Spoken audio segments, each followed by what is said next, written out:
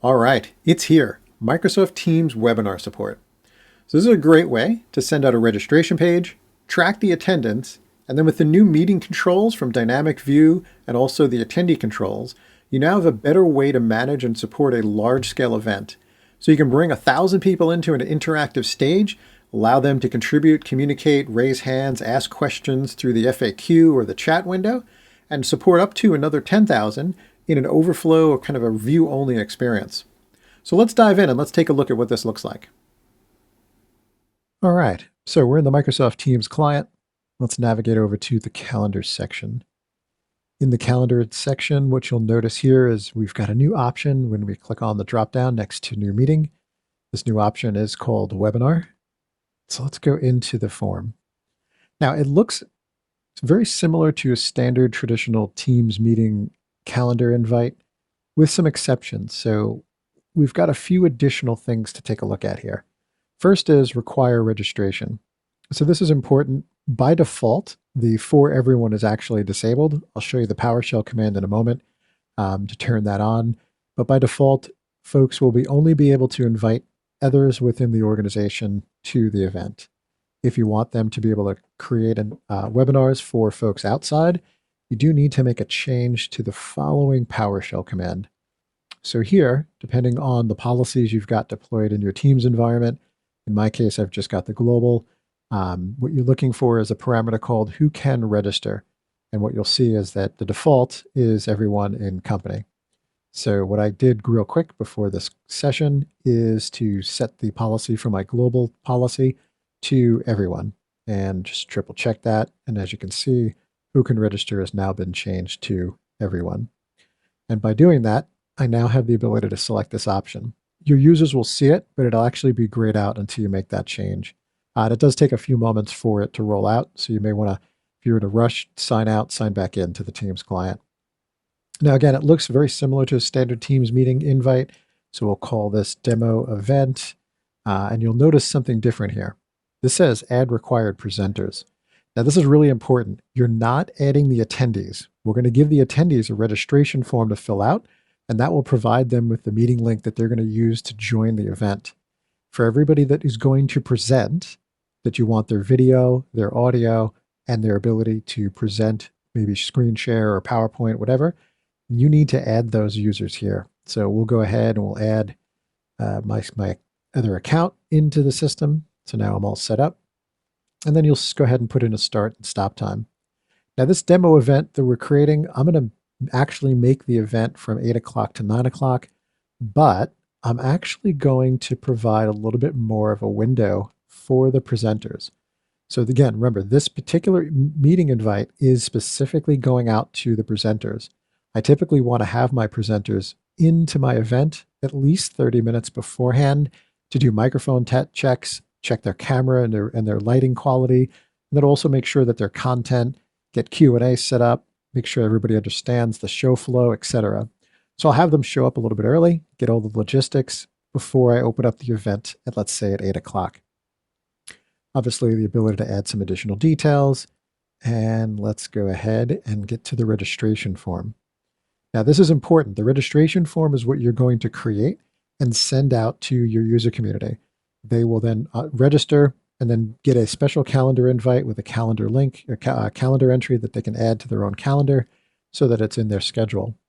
So let's take a look at the form. Well, one option here we have is the ability to dress this form up and add a custom image. So the default is 918 by 120, and I happen to have created a quick mock-up.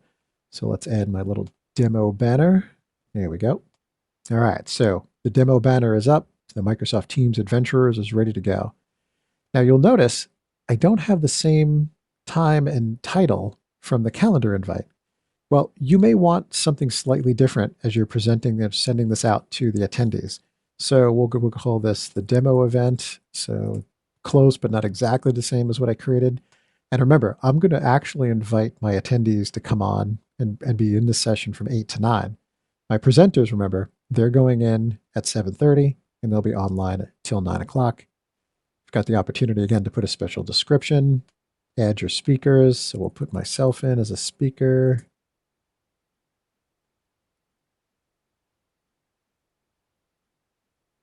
and we'll look at the registration form here. So bare minimum, we're collecting first name, last name, email address. You do have the ability to add or ask for address, city, state, zip, etc., as well as put in your own custom questions. You've got two choices, asking for specific input to be entered, or you can choose a multiple choice selection.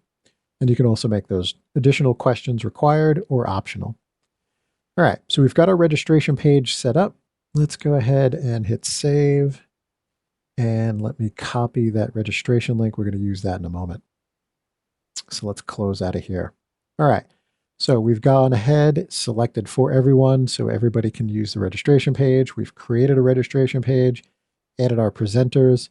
We've got our start time, which is a little bit before the actual event time, just to give the presenters time to get logistics and everything set up.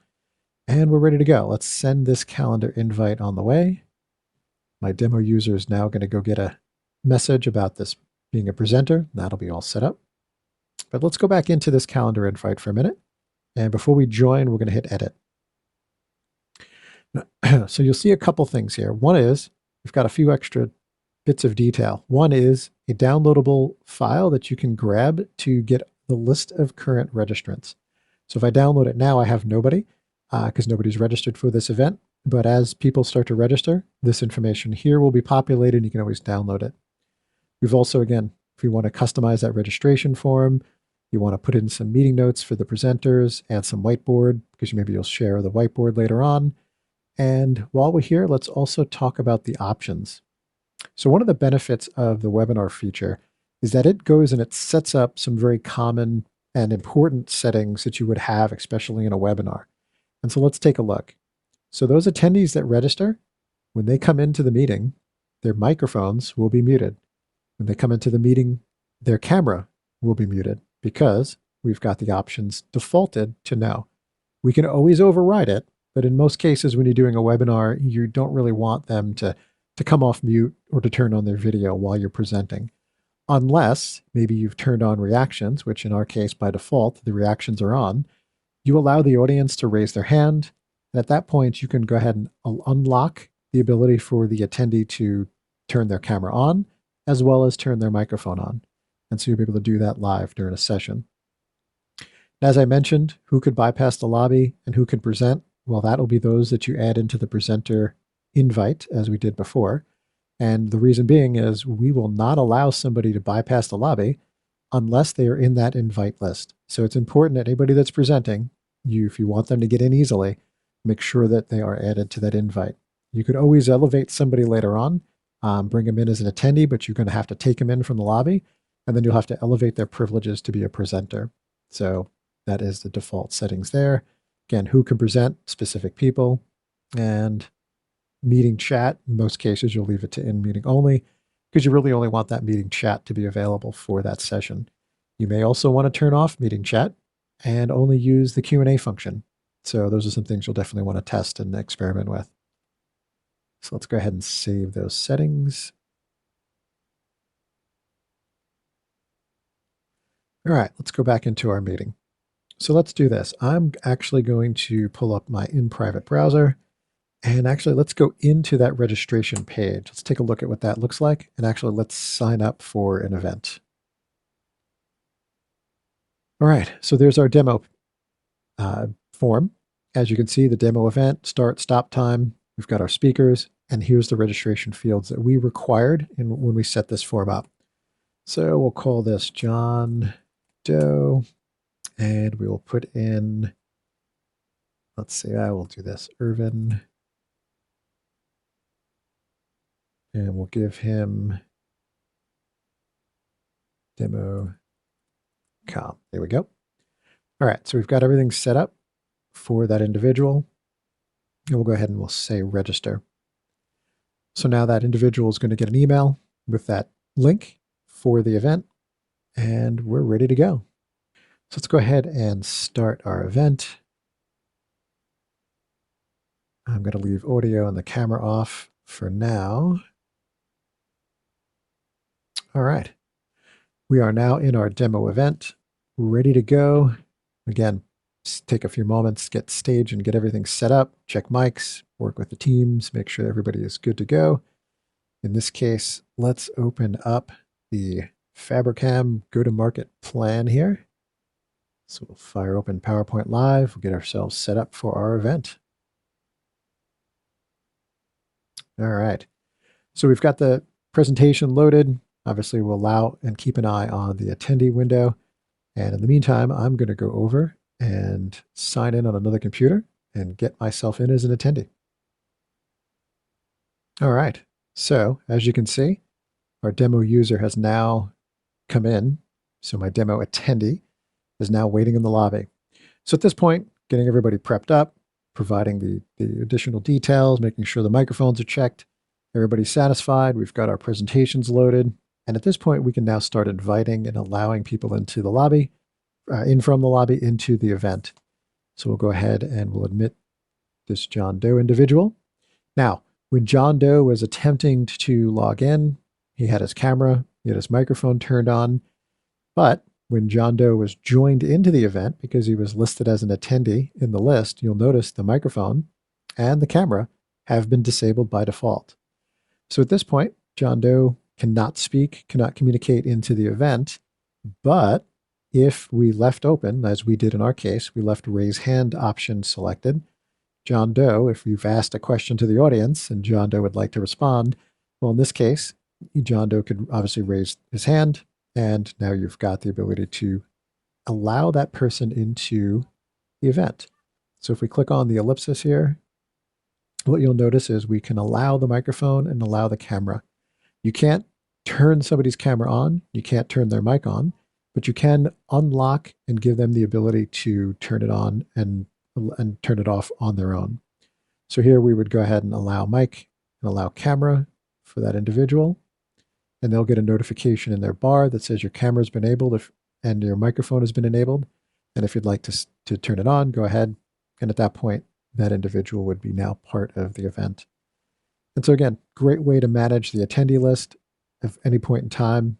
If you want to completely open it up for everybody, you can make some changes to these settings. And you also have the option to turn down and lower the person's hand. So we've answered John's question, or John was able to ask his question, we've answered it. So now we've turned down his hand, we've moved on maybe to the next participant. So go through your standard Teams meeting. You obviously can present. If you got your cameras on, you've got the ability to manage and control the stage from the camera perspective. If at any point in time you want to spotlight somebody, as a presenter or an organizer of the event, you will have controls to go in and select and spotlight certain individuals. And then, of course, taking advantage of all the great capabilities with dynamic view and different ways you can kind of lay out the screen as you control Spotlight, the presentation, and the other tools. So let's go ahead and end this event. So we're going to select End Meeting, and we're going to end it for everyone. So our webinar is now concluded. And let's refresh our meeting invite.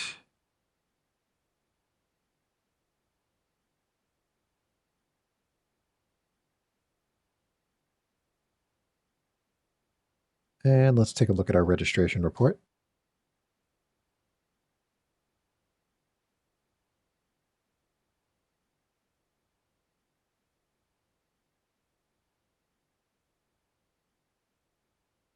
All right, and in our registration report, you can see that we had 2 participants who have registered. There's our individuals, their email addresses, and the date they completed their registration. Sometime shortly after the event, one of the things you'll also notice is you'll have an additional box here that provides a copy of the attendance report. So you can see and compare that against the registration report, the number of folks who have registered and attended your event, and that'll populate right here shortly after the event. So that's just some of the core components of Teams webinars. Again, the key components: build out a registration page, as well as the ability to really control your audience and attendees so that they don't have their camera, they don't have their microphone, and they cannot present. But at any point in time, you do have the opportunity to elevate those individuals.